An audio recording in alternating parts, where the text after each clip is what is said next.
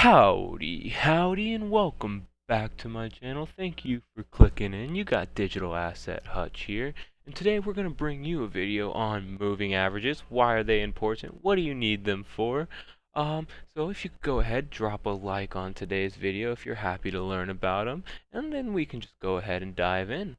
So the main topics we're going to cover is what is a moving average, what are the common types you see on a chart, how to add it to your chart on TradingView, and then why do we need to pay attention to them? What do we need them for? So let's go ahead and dive right in. We can go ahead and just cover the main basics for what a 50-day or 200-day moving average, and that is just, it takes that closing price that you have on each candle wick, and it will average out. So if it's a 200-day average, you'll take the last 200 closing prices, divide those, add them all up, divide them by 200, and it represents a line, and that would be this blue line for the 200-day, and I have mine as yellow for the 50-day. And as you can see here, so for that yellow line, it will take all of the prices closing in this range, this green line, and then it will be represented by this point on the graph. And then, as you can see for here, it will take from all of these datas and closing prices and then put a point on this graph. So the most common types that you will see is 20-day, 50-day, 100-day, and 200-day. The main ones that I use is 50-day and 200-day. I will occasionally look at the 100-day, but 50 and 200 are the main ones I use for identifying golden crosses and death crosses. But we can go into that in a little bit later, or possibly a new video if y'all do want to see that.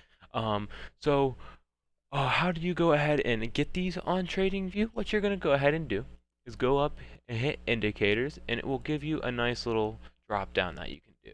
So I already have some favorited, but what you're going to want to go ahead and do is in the search bar type in moving average. If it's not going to be favorited, you'll go right here, click it, add it to your favorites, and it'll be on your chart. And we'll go in and we'll show you how to customize them here in a second. Now you have these other types of moving averages like the exponential, ribbon, weighted, the divergence. We'll cover those in a different video. If you do want those, definitely comment below if you want a video on those different types of moving averages. But the goal is just to kind of keep this one for the basics, so y'all don't get too overwhelmed on jumping in. So once you do get that added, it might just show it as that standard 100.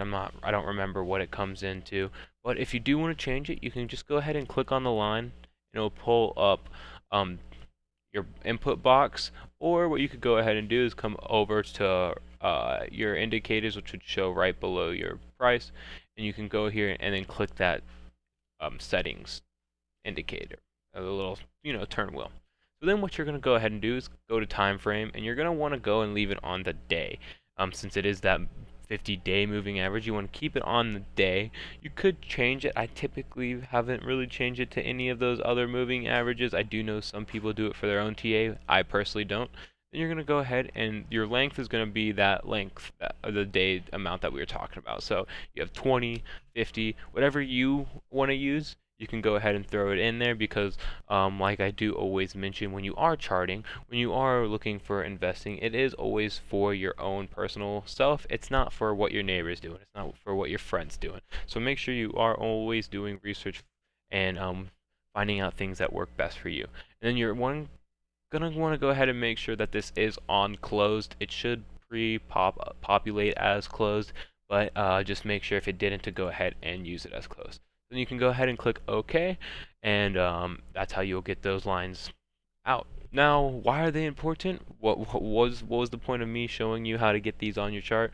Well, as you can kind of see throughout the history, they have been indicators of support or a resistance, depending on if you are in a bear or bull market. So let me go ahead and pull up kind of a better graph for y'all so you can look at it here. So as you can see, this is the S&P 500, and whenever we are in these bull markets of going from bottom left to top right, you can see that we will start to use that 50-day moving average as a support band for it. Now obviously, as you can see, it's not set in stone every time, but it typically likes to stay on top of it or around it when we are in that bull market. Now what is where we're going down? Because people do like saying that the stock market always does go up, but I can't be so sure about that. So as you can see, we started to drop below it to initiate that bear trend that we had going here. We bought below it, we came up, tested it here, dropped down again, and tested it again before we dropped it. So as you can see, it also turns into resistance when we are in that bear market. So that is another thing to keep in mind.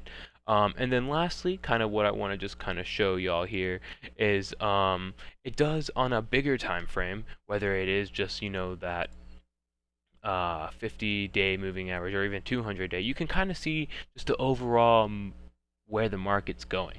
So that 200 days better for like, are we kind of consolidating, staying side to side? Are we moving up? How fast are we moving up?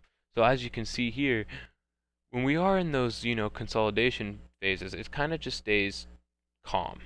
But then once we hit that exponential growth, you can see it get very steep, kind of like we're going uphill on a roller coaster.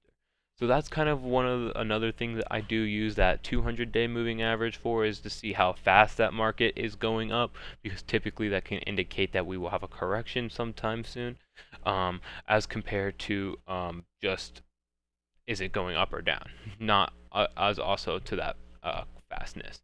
And then you can also see that with the 200-day moving average, but it'll have more of a quicker reaction to that trend. So as you can see, there is that really fast drop coming back in May for Bitcoin, and you can see that that 50-day moving average almost instantly got reacted to it. So I kind of use that 50-day as that first initial, okay, the market definitely did this.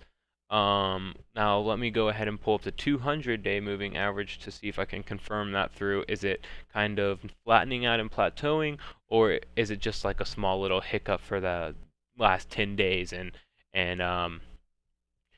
could we possibly be still in that trend, which you can perfectly see here. We are starting to see that 50-day shoot up because of this last action we've had, but we still have that 200. It's starting to plateau, which is a good sign, but it's still on that downward trend. So that is just why I wanted to point that out for y'all. And then obviously you can use it to see golden and death crosses, which we did cover in the video on Sunday or Saturday. So definitely go back and look at that if you do want to know what those are. But that is all I have for y'all today, and I hope y'all did enjoy the video. If you could go ahead and drop a like and subscribe below, and I hope y'all enjoyed, and I hope you have a great rest of your day, and you can enjoy that week and year ahead of us. Thank y'all, and hopefully you come back for more. Bye bye.